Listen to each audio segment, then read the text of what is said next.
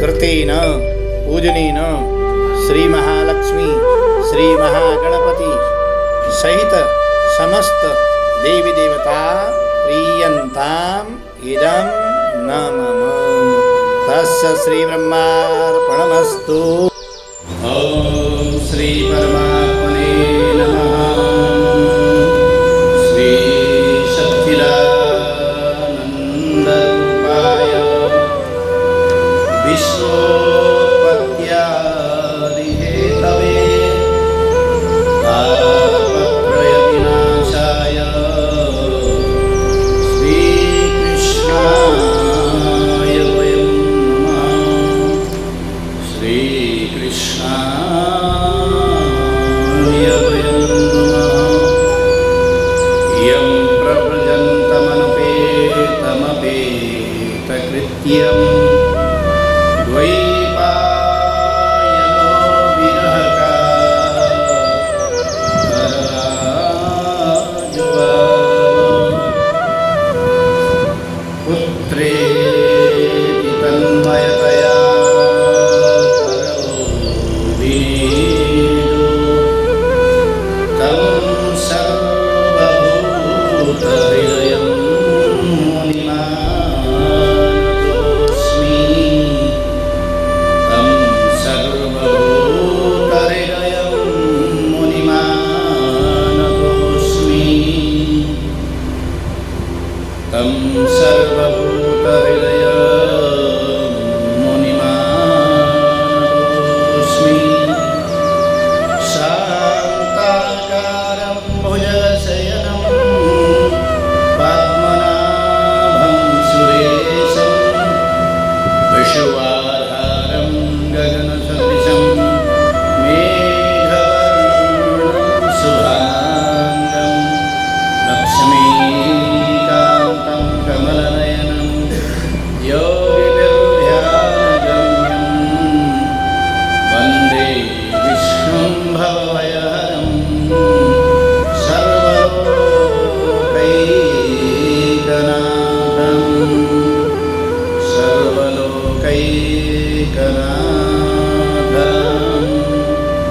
श्रीविष्णवे नमः। श्रीविष्णवे नमः।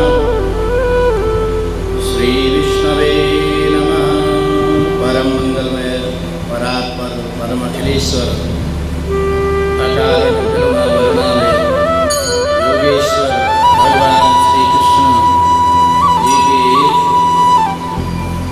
वाणी से निकला हुआ यह श्रीमद् भगवद गीता उपनिषद महाभारत के भीष्म पर्व के अंतर्गत यह जो 18 अध्यायों में श्रीमद् भगवद गीता है, उस गीता में भगवान अर्जुन को समझाते हुए विषाद योग से बाहर निकलने के लिए, अर्जुन को जो विषाद हुआ है उस विषाद से बाहर निकलने के लिए भगवान को समझा रहे हैं। वो इसमें कह रहे हैं कर्म ब्रह्मोद्भवं विद्धि ब्रह्माक्षर समुद्भवं तस्मात् सर्वगतं ब्रह्म नित्ययज्ञे प्रतिष्ठितम्। वेदों में कह रहे हैं कि वेदों में नियमित कर्मों का जो विधान है और वह यह वेद साक्षात भगवान परब्रह्म परमात्मा ही प्रकट रूप में है। फलतः सर्वव्यापी ब्रह्म यज्ञ कर्म में ही सदा निहित रहता है। इस श्लोक का यज्ञार्थ कर्म जो है, भगवान श्री कृष्ण प्रसन्न यज्ञ को प्रसन्न करने के लिए कर्म की आवश्यकता को भली भांति विवेचन किया है। इसमें यज्ञ पुरुष विष्णु के परितोष के लिए जो कर्म करना है वह ब्रह्म या दिव्य वेदों से कर्मों की दिशा करनी है, दिशा प्राप्त करनी है। अतः सारे वेद कर्म देशों की संहिता है। वेदों के निर्देशन के बिना किया गया कोई भी कर्म विकर्म या अवैध तथा पापपूर्ण कर्म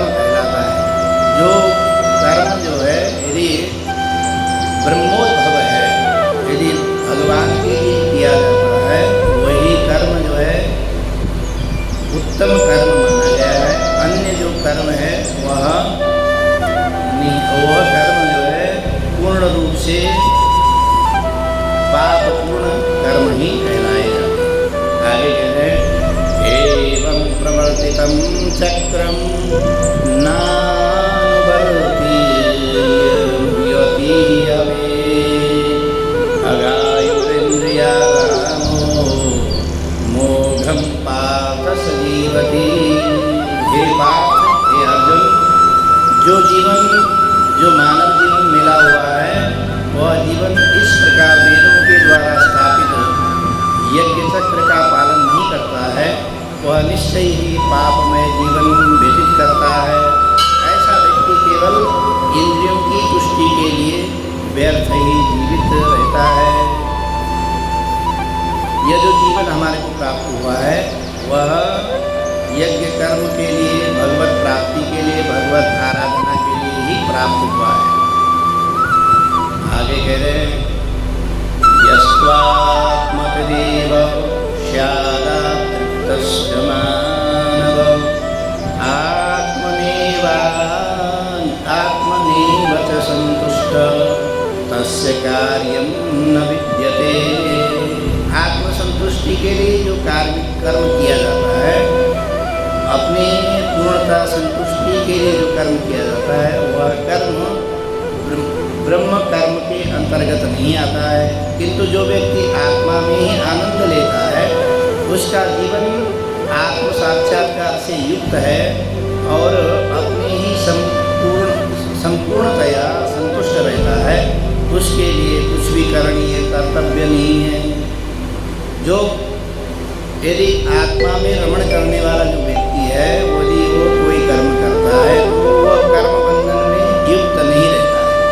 और अन्य जो व्यक्ति कर्म बंधनों से, कर्मों के फल की कामना से जो कर्म करता है वह कर्म बंधन से युक्त रहता है।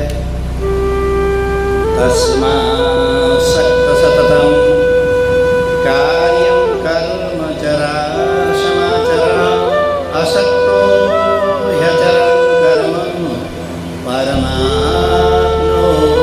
पुरुषः। उस परब्रह्म परमात्मा को प्राप्त करने के लिए क्या करना है? तस्मात् असक्त सततम, आसक्ति से रहित कर्म करना। जिसमें आसक्ति है, जिसके प्रति आपकी कल की कामना है, यदि वह कामनाओं से युक्त यदि कोई कर्म करते हैं तो वह आपको कर्म बंधनों में बांध देता है। इसीलिए कह रहे हैं कि तस्मात् असक्त सततम कार्यम कर्म समाचर। असक्त होकर के, आसक्ति से रहित होकर के कर्म करो। तो कह रहे असक्तो ह्यचरन् कर्म, जो आसक्ति से रहित जो कर्म होता है तभी परमाप्नोति पुरुषः, वो जो पुरुष है, वो जो व्यक्ति है तभी परमात्मा को प्राप्त हो सकता है। नहीं तो परमात्मा प्राप्ति का कोई साधन नहीं है। आसक्ति से रहित जब कर्म किया जाता है, चाहे वो सत्व रज तम से युक्त कोई भी कर्म है, उस कर्म में यदि आसक्ति से रहित कर्म है तो निश्चित ही ये है कि भगवान अपने आप प्राप्त हो जाते हैं। और आसक्ति से युक्त कर्म हो तो भगवान की प्राप्ति नहीं। भागवत में कथा आती है, उसमें ध्रुव जी अपनी सौतेली माँ के दुर्वचनों से प्रभावित होकर के भगवत प्राप्ति के लिए जंगल की तरफ जाते हैं। नारद जी जैसे सद्गुरु के सन्निधि को प्राप्त करके वह मधुवन में जाकर के 5 महीने में ही भगवान को प्रसन्न कर दिया। भगवान को प्राप्त तो कर लिया। अब उनकी जो जब घर से निकले थे तब आसक्ति थी, घर से निकले थे तब तो आसक्ति थी, लेकिन जब भगवान की प्राप्ति हो गई तो आसक्ति खत्म हो गई। लेकिन आसक्ति खत्म होने पर भी भगवान ने उनको उतना दिया ही नहीं। 36,000 वर्ष का ही क्या हुआ, राज्य दिया। और प्रहलाद जी जो है, हिरण्यकश्यप के मृत्यु के बाद प्रहलाद जी से भगवान कहते हैं कि ये बस मांगो, क्या चाहते हैं। वो कहने लगे भगवान से यही कामना करते कि मुझे कुछ नहीं मांगना। भगवान कहते हैं नहीं, कुछ न कुछ तो मांगना ही, बताओ क्या चाहते। कह रहे कि यदि आप देना ही चाहते हो, आप बिना दिए रहना नहीं चाहते हैं, तो मुझे यही दीजिए कि आप मुझे कभी किसी से कुछ मांगना ना पड़े। जब उनके अंदर आसक्ति नहीं थी तो उन्होंने एक कल्प तक उस सिंहासन में, हिरण्यकश्यप के सिंहासन में राज्य करने के लिए भगवान ने कहा। और फिर कहा कि उसके बाद मेरे नित्य पार्षद होकर के रहिए। कहाँ? एक कल्प का मतलब ब्रह्मा जी के जब 100 वर्ष पूरे होते हैं तब कल्प कहा जाता है। तो कहाँ एक कल्प, कहाँ 36,000 वर्ष। 36,000 वर्ष कुछ नहीं। एक कल्प ब्रह्मा जी के चतुर्युगी जो 100 बार जब समाप्त होता है तब जाकर के एक कल्प और अनेक युगों में, जैसे हमारे जो युग है वो कलयुग है, वो लगभग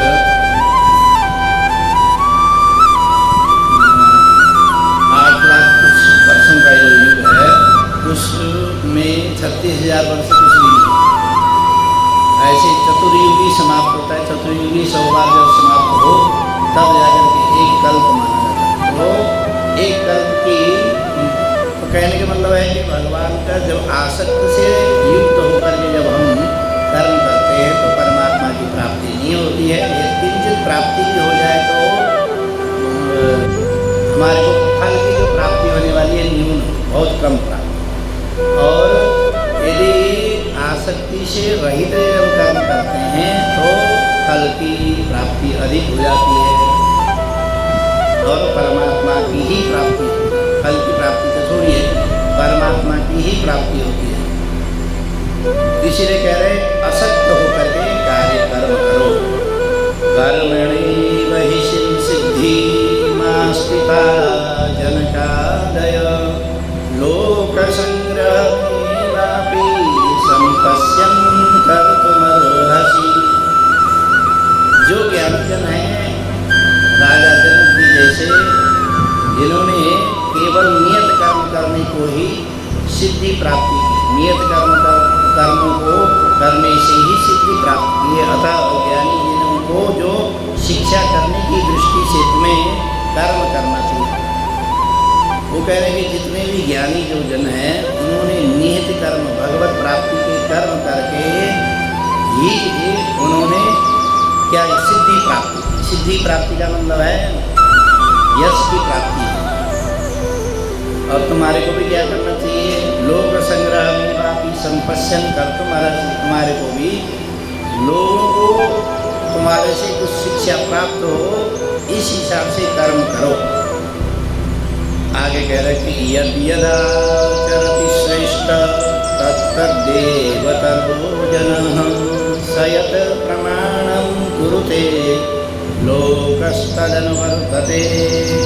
कह रहे कि जो श्रेष्ठ जन आचरण करते हैं और अन्य जो व्यक्ति हैं वो भी श्रेष्ठ जनों के अनुसरण करने लगते हैं। जब हम श्रेष्ठ कर्म करने लगेंगे तो लोग हमारा अनुसरण करते हैं। जब हम निम्न कर्म करते हैं तो लोग हमसे दूर चले जाते हैं। और श्रेष्ठ कर्म करना ही पर ब्रह्म प्राप्ति का से बढ़कर के कोई श्रेष्ठ कर्म नहीं है। तो सयत प्रमाणं कुरुते लोकस्तदनुवर्तते। इसीलिए जो लोग हैं, जो मनुष्यगण हैं, वो उनके अनुसरण करने लगते हैं। इसलिए तुम ऐसा कर्म करो जो लोग तुम्हारे अनुसरण करें। इंग्लिश में कहते हैं फॉलो, तुम्हारे को फॉलो करने वाला हो। न मे पार्थस्ति कर्तव्यं त्रिषु लोकेषु कश्चन नानां वाप्तमवाप्तव्यं वर्तयेव च कर्मणि। कह रहे कि हे अर्जुन, तीनों लोगों में मेरे द्वारा कोई भी कर्म नियत नहीं है। तीनों लोगों में मेरे लिए कोई भी कर्म नियत नहीं है। तो कह रहे कि मैं क्या करता हूँ, मैं कैसे करता हूँ, इसके लिए मेरे लिए कोई नियत कर्म नहीं है। और न मुझे किसी वस्तु का अभाव है। भगवान को किसी वस्तु का अभाव थोड़ी है। कह रहे न मेरी कोई आवश्यकता है, तो भी मैं नियत कर्म करने में तत्पर रहता हूँ। भगवान कह रहे हैं कि मुझे कोई आवश्यकता नहीं है नियत कर्म करने की। क्यों? तीनों लोगों में मेरे को कोई भी कर्म नियत करने की आवश्यकता नहीं है। न मुझे किसी कर्म की मुझे अभिलाषा है और न कोई आवश्यकता है, परंतु फिर भी मैं नित्य ही नियत कर्म करता हूँ जिससे लोग मेरा अनुसरण करें। और तुम्हारे को भी ऐसे ही कर्म करना चाहिए। यदि हेयं न वर्तेयं जातु कर्मण्यतन्द्रितः मम वर्तमानुवर्तन्ते मनुष्याः पार्थ सर्वशः। क्योंकि यदि मैं नियत कर्मों को सावधानीपूर्वक करूं तो हे पार्थ, निश्चित है कि ये सारे मनुष्य मेरे पथ का ही अनुगमन करेंगे। कह रहे कि नियत कर्म मैं इसलिए करता हूँ क्योंकि जितने भी प्राणी हैं, जितने भी मनुष्य हैं, वह मेरे अनुसरण तभी करेंगे जब मैं नियत कर्म करूँ। मेरा उदाहरण लेकर के ही वो भी नियत कर्म करने के लिए अग्रसर होंगे। यदि मेरा उदाहरण नहीं होगा, मैं नियत कर्म नहीं करूँगा, तो निश्चित है कि मेरे अनुसरण करने वाले सभी लोग भी नियत कर्म नहीं करेंगे। इसीलिए तेरे को भी नियत कर्म करना चाहिए।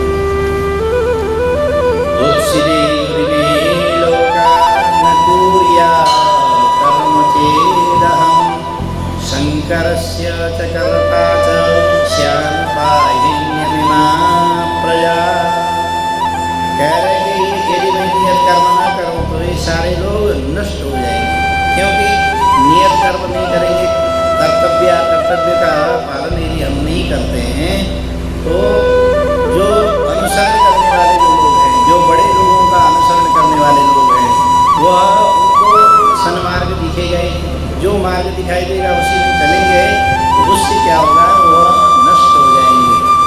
इसीलिए तब मैं वांछित समुदाय वर्ण संकर, जो हम पहले जो अर्जुन कह रहा था कि वर्ण संकर उत्पन्न हो जाएंगे, तो भगवान भी उसी वाक्य को उसको कह रहे हैं कि जो वर्ण संकर उत्पन्न होने वाले हैं, वह नियत कर्म न करने से ही वर्ण संकर उत्पन्न होंगे। नियत कर्म करने से वर्ण संकर उत्पन्न नहीं होंगे। इसलिए संपूर्ण प्राणी की शांति के लिए मैं विनाशक नहीं बनूंगा करके, इसीलिए मैं नियत कर्म ही करता हूँ। क्योंकि सारे जो प्राणी हैं वह मेरा ही अनुसरण करेंगे। आगे कह रहे सत्ता कर्मण्य विद्वांसो यथा कुर्वन्ति भारत कार्याद्युधास्तथा सक्ता विकीर्षो लोकसंग्रहम्। जिस प्रकार अज्ञानी जन फल की आसक्ति से कार्य करते हैं, अज्ञानी जन क्या करते हैं, हम सारे जो अज्ञानी हैं, हम फल की कामना से आसक्ति से युक्त कर्म करने लगते हैं। प्रत्येक दिन हम लोग पूजा पाठ कर्म भी यदि करते हैं तो उसमें भी हमारी आसक्ति रहती है। तो वो जो आसक्ति से युक्त जो व्यक्ति है वह अज्ञानी है, उनको ज्ञान नहीं। क्योंकि ज्ञान जो है परमात्मा की प्राप्ति ही मुख्य ज्ञान है। ज्ञान का जो स्रोत है वो प्राप्ति का है। उसी तरह विद्वान जनों को चाहिए कि लोगों को उचित पथ ले जाने के लिए अनासक्त रह करके कार्य करें। क्योंकि श्रेष्ठ जनों को यही चाहिए कि जिसमें आसक्ति न हो ऐसा कर्म करने लगे। अब हम यहाँ जो गीता का सत्संग कर रहे हैं, लोग नहीं आ रहे, अलग विषय है, लेकिन हम तो कर ही रहे। और एक दिन ऐसा होगा कि लोग इसका अनुसरण करने लगेंगे धीरे धीरे धीरे धीरे। क्योंकि ये इसको हमने सोचा है कि निरंतर ही रखेंगे। निरंतरता रखने पर धीरे धीरे लोगों में ये होगा कि हमारे को भी बैठना चाहिए, हम भी उसका अनुसरण। तो इसमें हमारी कोई आसक्ति नहीं, जो हम ये कर्म कर रहे हैं इसमें आसक्ति नहीं। तो ऐसे ही आसक्ति से वो भगवान की प्राप्ति, भगवत प्राप्ति के साथ साथ लोगों देती है और लोग उससे लोगों का कल्याण होता है। आगे कह रहे हैं न बुद्धि भेद जनेद ज्ञानाम कर्म संगिना जो से सर्व कर्माणि विद्वान युक्त समाचरन्। विद्वान व्यक्ति को, ज्ञानी व्यक्ति को कैसे चाहिए? कहा सकाम कर्मों से आसक्ति ज्ञानी पुरुषों को कर्म करने से रोके नहीं। सकाम काम करने पर भी ज्ञानी जो पुरुष है उसमें आसक्ति अज्ञानी के जो अज्ञानी व्यक्ति है उनको रोके। मतलब कर्म तो ऐसे करना है आसक्ति से रहित, लेकिन ऐसा कर्म न करे कि अज्ञानी आपका अनुसरण करे। ज्ञानी व्यक्ति है कर्म तो ऐसा कर रहे हैं, लेकिन जो अज्ञानी जन है हम उसमें भी ऐसा कर्म न करें जिससे अज्ञानी व्यक्ति आपका अनुसरण न करें। कह रहे हैं कि उसमें भी आपको सावधानी लेनी है, सावधानी बरतनी है। अभी तो भक्ति भाव से कर्म करते हुए उन्हें सभी प्रकार के कर्मों में लगाए रहना चाहिए। हमारे को कर्म ऐसे करने हैं कि इसमें हमारी आसक्ति तो नहीं है, लेकिन हम जो आसक्ति से युक्त जो व्यक्ति हैं, जो अज्ञानी लोग हैं, वो भी आपको अनुसरण करने लगे, ऐसा कर्म करना। अब यहीं पर यदि हम सत्संग करते हैं, सत्संग में हमारी भगवत प्राप्ति के अलावा हमारे कोई आसक्ति उसमें नहीं है, लेकिन इस सत्संग में जो भी लोग आए उनको हम अब शब्द बोल दें, कुछ ऐसा बोल देंगे, कोई आना ही नहीं चाहे, तो ऐसा कर्म भी नहीं करना चाहिए। आगे कह रहे हैं प्रकृति क्रियमाणानि गुणैः कर्माणि सर्वश अहंकार विमूढ़ात्मा कर्तामिति मन्यते। कभी कभार क्या होता है कि जो ज्ञानी व्यक्ति है वह जो कर्म करने लगता है उसमें भी वो अपने आप को कर्ता मानने लगता है।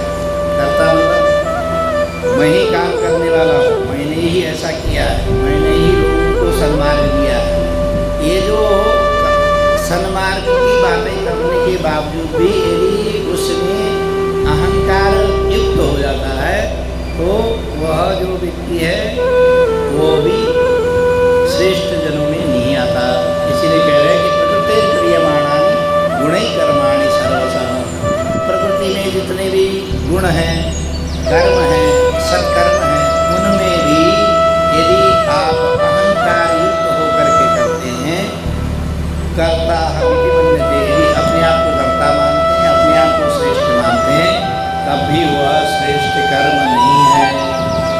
कर्म आप श्रेष्ठ कर रहे हो और लोगों को भी सत्कर्म से प्रेरित कर रहे हो, लोगों को भी अपनी तरफ खींच रहे हो, लोगों को भी उसमें सत्मार्ग में लगा रहे हो।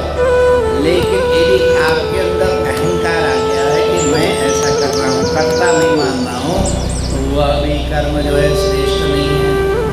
श्रेष्ठ कर्म करते हुए भी श्रेष्ठ कर्म नहीं है, क्योंकि आपने अपने आप को कर्ता माना, कर्ता नहीं माना। अहंकार हो गया, कर्ता मानने का मतलब मैं ही कर रहा हूँ, मेरे द्वारा ही हो रहा है, तो उसमें अहंकार जब युक्त हो गया तो वह श्रेष्ठ कर्म नहीं है। तत्त्ववित्त महाबाहो गुण कर्म विभागयो गुणा गुणेषु वर्तन्ते इति मत्वा न सज्जते। कह रहे कि तत्त्ववित्त जो लोग हैं, तत्त्ववित्त मतलब तत्व एक ही है, परमात्मा। अन्य जो तत्व है वो तत्व नहीं है। क्यों? क्योंकि जो तत्व क्या है, जो स्थिर रहता है, जो निश्चल रहता है, जो अकाट्य है। पहले भी बताया द्वितीय अध्याय में न वो जन्म लेता है, न मृत्यु को प्राप्त होता है, न उसको जलाया जा सकता है, न उसको जलाया जा सकता है, न उसको काटा जा सकता है, वो न अजन्मा है। ऐसा जो तत्व है वो एक ही है, वो परमात्मा। ठीक है। और उसी तत्व के स्वरूप को, उसी तत्व के अंश को हम आत्म तत्व कहते हैं। इसलिए आत्म तत्व कहा, और चीजों को तत्व नहीं कहा। कह रहे कि तत्ववित्त महाबाहो, हे महाबाहो अर्जुन, वह तत्ववेत्ता जो व्यक्ति हैं, जो जिसने परमात्मा तत्व को, आत्म तत्व को जान लिया है, गुण कर्म विभागयो, वह भक्ति भाव में वह कर्म सकाम कर्म के भेद को भली भांति जानते हुए भी परम सत्य को जानने वाला है। उसमें जो भेद होते हैं, जो तत्वों में भी भेद होते हैं, भेद का मतलब आत्म तत्व क्या है, आत्म तत्व की प्राप्ति कैसे होती है, आत्म तत्व है क्या, कहाँ किन किन चीज़ों से आत्म तत्व की प्राप्ति हो सकती है, ये जो भेद है उनके अलग अलग प्रकार हैं। उन प्रकारों को जो जानने वाला जो लोग है, वो भी गुण कर्म विभाग है। गुण कर्मों को जानने वाले जो व्यक्ति है, गुणा गुणेषु वर्तन्ते इति मत्वा न सज्जते, वह कभी भी अपने आप को इंद्रियों में तथा इंद्रिय तृप्ति में नहीं लगाते। ऐसे जो व्यक्ति हैं, जो तत्व को जान लेते हैं, वह इंद्रियों से संबंधित जो सुख है, उस इंद्रिय सुखों की प्राप्ति की तरफ बिल्कुल ही नहीं जाते। शरीर में जितने भी कर्म इंद्रिय, ज्ञान इंद्रिय, मन बुद्धि सहित जो एकादश इंद्रियां है, इन इंद्रियों के अनुसरण नहीं करते, उसके इंद्रियों के अनुसार नहीं चलते। आगे कह रहे हैं प्रकृति गुण सम्मूढ़ा सज्जन्ते गुण कर्मसु तान कृष्ण विदो मंदान कृष्ण भिन्न विचारेत। माया के गुणों से मोहग्रस्त होने पर भी अज्ञानी पुरुष पूर्णतया भौतिक कार्यों में संलग्न रहकर अपने में आसक्त रहता है। माया के द्वारा मोहित होने पर जो प्राणी हैं, वह क्या करते हैं, पूर्णतया भौतिक सुखों में ही संलिप्त रहते हैं। इसके अलावा उनको कोई किसी से लेना नहीं। बहुत सारे लोग होते हैं आस्तिक होते हुए भी सिर्फ सांसारिक सुखों के लिए आस्तिकता करते हैं, सांसारिक सुखों के लिए भगवान का पूजन अर्चन करते हैं। उनको उस परमात्मा तत्व से कोई लेना देना नहीं। हमने भी ऐसे बहुत सारे लोग मंदिर आते हैं, पूजन करते हैं, जप करते हैं, पाठ करते हैं, तो लेकिन उसको आत्म तत्व से कोई लेना देना नहीं, परमात्मा तत्व से कोई लेना देना नहीं है। उसको तो अपनी कार्य सिद्धि के लिए ही कर्म करते हैं। प्रकृति गुण सम्मूढ़ा सज्जन्ते गुण कर्मसु तान कृष्ण विदो मंदान कृष्ण भिन्न विचारेत। वो कह रहे हैं कि यद्यपि उनके कार्य उनसे ज्ञानाभाव के कारण अधम होते हैं, परंतु ज्ञानी को चाहिए कि उन्हें विचलित न करें। अब कह रहे हैं कि ज्ञानी को उनको विचलित न करें। कभी कभार आप लोग ये सोचते हैं कि हम इसको सन्मार्ग दिखाएं, उसको सही रास्ते में लाएं, तो ऐसा करने की जरूरत नहीं है। ज्ञानी व्यक्ति को वो नहीं करना चाहिए। किसी को सन्मार्ग की तरफ जबरदस्ती लाने की कोई आवश्यकता नहीं है।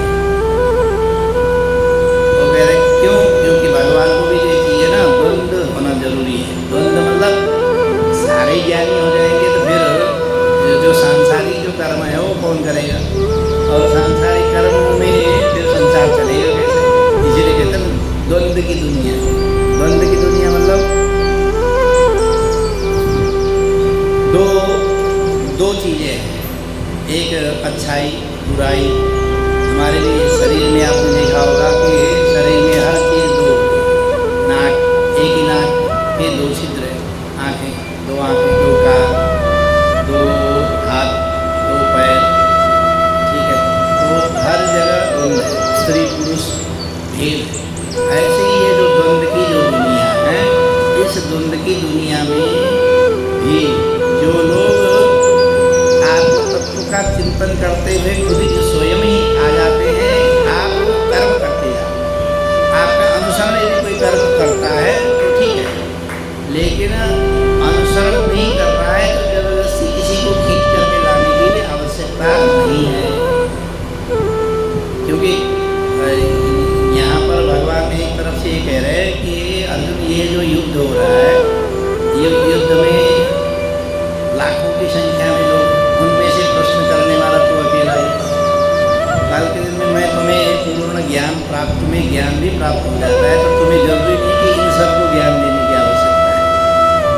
जो ज्ञान लेना चाहेगा तो ठीक है, नहीं लेना चाहेगा कोई बात नहीं, लेकिन तुम जबरदस्ती किसी को उसका अनुसरण कराना भी उचित नहीं है। मयि सर्वाणि कर्माणि सन्न्यास्याध्यात्म चेतसा निराशीर् निर्ममो भूत्वा युद्धस्व विगतज्वर। हे अर्जुन, अपने सारे कर्मों को मुझे में समर्पित करो। कर्म जो है, जितने भी कर्म हैं वो भगवत अर्पण कर दो और मेरे पूर्ण ज्ञान से युक्त होकर के लाभ की आकांक्षा से रहित होकर के स्वामित्व के किसी भी दाव के बिना आलस्य से रहित होकर के युद्ध करो। तो कह रहे जो तुम पाप पुण्य सुख दुख लाभ हानि जो सोच रहे हो वो सब कुछ मेरे पे ही समर्पित है। तुम्हारे को कुछ नहीं होगा, न तुम्हारे को लाभ होगा, न हानि होगी, न पाप होगा, न पुण्य होगा, न जीतोगे हारोगे, क्या होगा वो सब कुछ मुझ पे समर्पित कर दो। मयि सर्वाणि कर्माणि सन्न्यास्याध्यात्म चेतसा। कह रहे कि उन कर्मों से तुम अपने आप को त्याग दो। कर्म फल का जो त्याग, फल है वो त्याग। संन्यास क्या है? सम्यक निसति संन्यास। सब तरह से तुम्हें त्याग करना है कर्म का। कह रहे निराशीर निर्ममो भूत्वा, निराशीर उसके प्रति आसक्त हुए बिना, निर्ममो भूत्वा युद्धस्व विगतज्वर, युद्ध करो, बाकी सब कुछ कर्म मेरे ऊपर छोड़ दो और बिना आलस्य के। ऐसे नहीं कि चलो हमने छोड़ दिया, ठीक है महाराज आपने बोला तो हम भी छोड़, ऐसे सोच करके नहीं, आलस्य से रहित होकर के ये जो सारे कर्म हैं मुझ में छोड़ करके और युद्धस्व विगतज्वर, एकदम युद्ध के लिए खड़े हो जाओ। आगे कह रहे हैं ये मे मतमिदं नित्यम् अनुतिष्ठन्ति मानवा श्रद्धावन्तो न सूयन्तो मुच्यते तेऽपि कर्मभिः। जो व्यक्ति मेरे आदेशों के अनुसार अपना कर्तव्य करते रहते हैं वह और ईर्ष्या रहित होकर के वो इस उपदेश का श्रद्धापूर्वक पालन करते हैं, वो सकाम कर्मों के बंधन से मुक्त हो जाते हैं। अब यहाँ कह रहे हैं कि यदि ये जो आदेश है इस आदेश का पालन कर लेते हैं और जो ईर्ष्या से रहित होकर के उपदेश का श्रद्धापूर्वक पालन करते हैं। इसमें क्या है कि उपदेश का जो मैं कह रहा हूँ कि सब कार्य मेरे ऊपर छोड़ दो, तो ऐसा सोच करके उस उपदेश का पूर्णतया जो श्रद्धापूर्वक पालन करते हैं वही सकाम कर्मों के बंधन से मुक्त हो जाते हैं। कामना तो है हमारे को प्राप्ति की, लेकिन वो प्राप्ति की कामना को भी यदि हम भगवान को समर्पित करके, भगवान के ऊपर श्रद्धापूर्वक समर्पित करके उस कर्म को करने लगते हैं तो वह जो कर्म बंधन है उस बंधन से मुक्त हो जाते हैं। तो आज की सत्संग यहीं पर विश्राम लेते, कल यहीं से पुनः प्रारंभ करेंगे। बोलो सच्चिदानंद